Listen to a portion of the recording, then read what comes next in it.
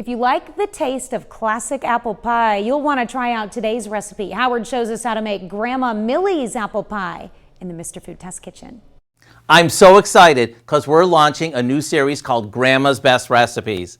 And with us today to kick things off is Grandma Millie, who makes a pretty mean apple pie. Welcome, Millie. Hi, Howie. How are you? I'm so glad to be here. Thank you for asking me. You know, your apple pie is really good. Where did you ever learn to make them? When my kids were little, we lived in a house with 5 apple trees, all different varieties. I never did find out what they were. And every fall, the boys would come and pick the apples, and the girls would go in the kitchen and prepare the apples, and we would have a blast making cakes and pies and cookies and you name it. Tell me, what makes your pie so unique?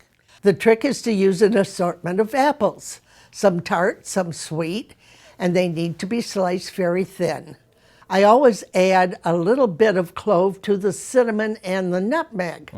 I have to tell you, Millie, this is incredible. And you're right, the mix of all the different apples, along with the spices, and your TLC, of course, makes this amazing.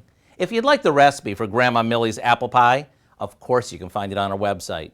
Millie, thanks for sharing your family secret with us. Oh, Howard, this was so much fun. Thank you so much for having me. I'm glad you're here. I'm Howard in the Mr. Food Test Kitchen, where today we found Grandma Millie's old-fashioned way for you to say, Ooh, it's so good. It is. Here, let's have some.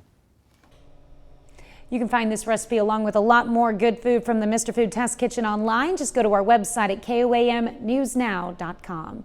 Here's a look at our 4-state market prices.